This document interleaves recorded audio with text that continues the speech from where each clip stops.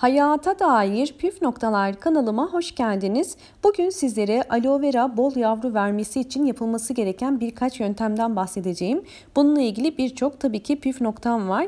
Bakın burada aloe veralarımı görüyorsunuz. Daha önceki videolarımda da izlediyseniz eğer bu aloe veralarımın son halini de görmüşsünüzdür. Daha önceki videolarımda özellikle en son yüklediğim videoda patates ve yumurta kabuğu ve muz kabuğu ile birlikte aloe veralarımızı nasıl coşturabiliriz yöntemlerinden bahsetmiştim.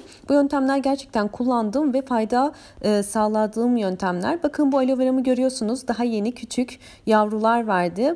Hemen anaç aloe veramızın etrafında 3 tane yeni aloe vera oluştu. Yeni yavru aloe veraların bakın şurada da var bir tane görüyorsunuz. Daha yeni küçük filiz verdi ve etrafında da gördüğünüz gibi bol miktarda aloe veram var. Bakın bu saksımda da gördüğünüz gibi yine bol miktarda yavrusu var. Öncelik olarak şunu belirtmek istiyorum ki kesinlikle tavsiye ettiğim bütün yöntemleri önce kendim kullanıyorum ve gerçekten faydasını gördükten sonra sizlere tavsiye ediyorum. Daha önce kullandığım besin takviyelerini mutlaka size tavsiye ediyorum. Diğer videolarıma bakıp oradan uygulayabilirsiniz. Bakın bu aloe veram da daha önceki videolarımda yine görmüşsünüzdür. Bu aloe veralarımı ben daha küçükken kökleri yokken bu saksıya aldım.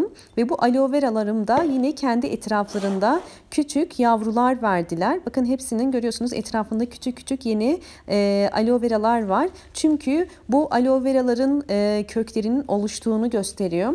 Yani normalde yavru bir aloe veranın kökü olmaz. Fakat benim uygulamış olduğum yöntem ile aloe veralarım çok hızlı bir şekilde köklendiler.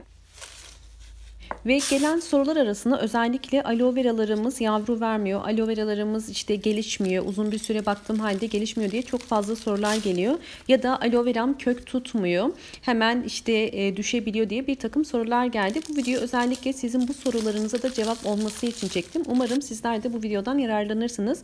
Bakın aloe veramı şimdi gördüğünüz gibi hafif bir şekilde çekiyorum ve gördüğünüz gibi bakın küçücük ama gayet güzel bir kökü var. Bakın görüyorsunuz normalde böyle bir yavrunun kökü olmaz. Fakat uygulamış olduğum yöntem ile çok güzel köklendiler. Bakın diğerlerini de hafif bir şekilde çıkarıyorum. Bu aşamada kesinlikle dikkat etmemiz gerekiyor. Kökleri koparsa eğer aloe veramız tekrardan tutmaz. O yüzden zaten çok fazla uzun bir kökü olmadığı için aloe veralarım bakın hafif bir şekilde çektiğim zaman geldi. Bakın bu da gayet güzel artık anaç bir aloe vera olmuş. Bakın bu da küçücük olmasına rağmen bu yavrumuzun bile küçük bir kökü var. Evet bakın burada da gördüğünüz gibi hepsinde kök oluşmuş vaziyette. Ve yavru aloe veralar da kendileri yavru veriyorlar.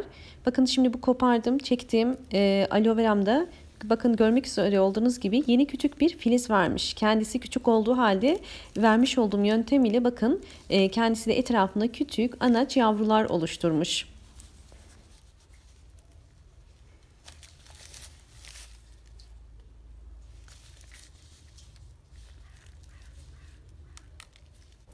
Evet bütün yavrularımı çıkardım. Şimdi saksımın içindeki gördüğünüz gibi toprağı da çıkaracağım. Ve toprağı çıkardıktan sonra size saksı toprağını nasıl uyguladığımı göstereceğim. Aloe veraların gelişmesinde özellikle seçmiş olduğumuz toprak kesinlikle ama kesinlikle çok önemli. Mutlaka su geçiren, süzen bir toprak olması gerekiyor. Su tutan bir toprak aloe veraların gelişmesini engeller. Evet aloe veralarım için bakın seçmiş olduğum toprağı da göstermek istiyorum. Gördüğünüz gibi toprağım bakın içinde torf, bonza taşı ve perlit var. Bunlar suyu tutmayan olduğu için mutlaka bu karışımdan bir aloe vera toprağının oluşması gerekiyor. Yoksa diğer topraklardan aloe veralarımız için ekersek bahçe toprağından sadece suyu süzmez ve içine çeker.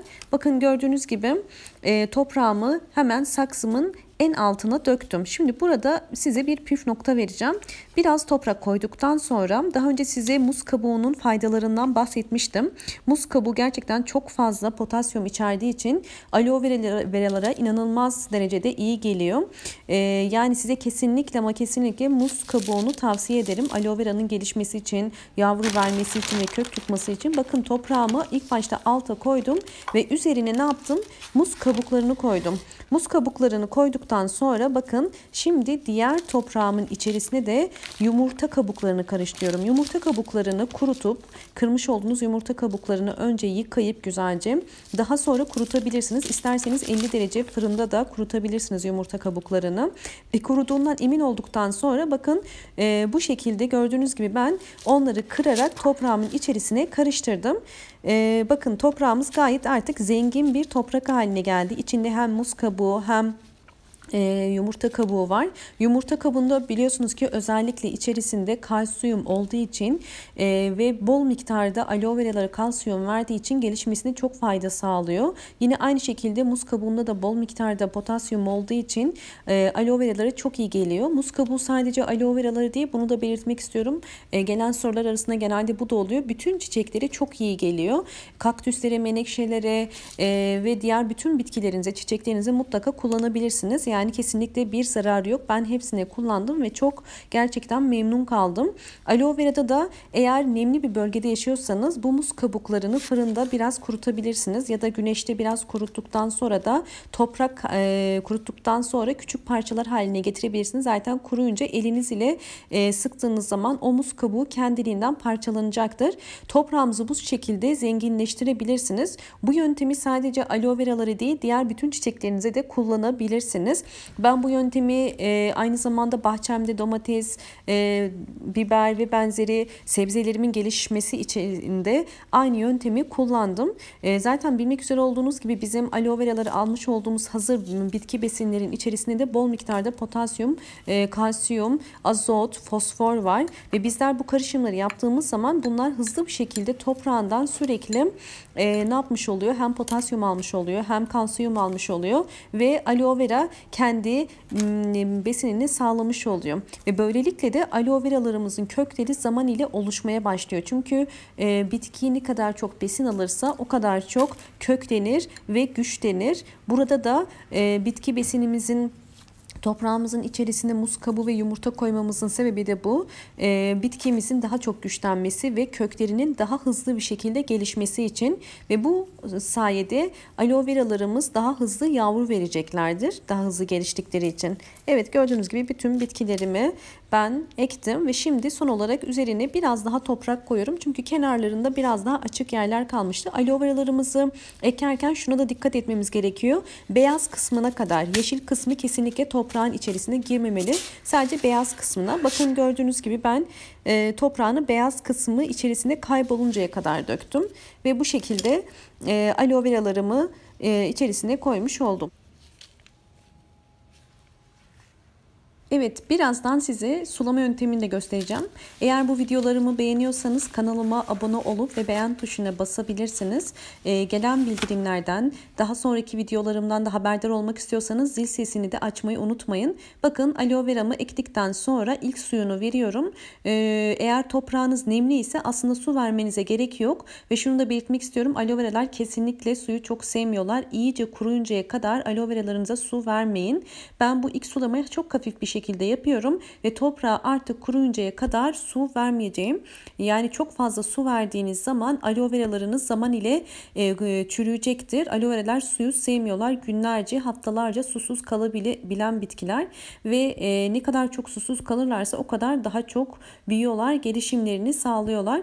O yüzden çok fazla su almasını istemiyorsanız da benim yaptığım gibi böyle püskürtme kaplarına koyup sadece yüzeysel olarak üstten bulunmuş olduğunuz şehre göre, sıcaklık göre ya 10 günde bir ya da işte 3 haftada bir sulayabilirsiniz. Elinizle üst toprağını kontrol ettiğiniz zaman eğer kuruysa demek ki sulamanız gerekiyor.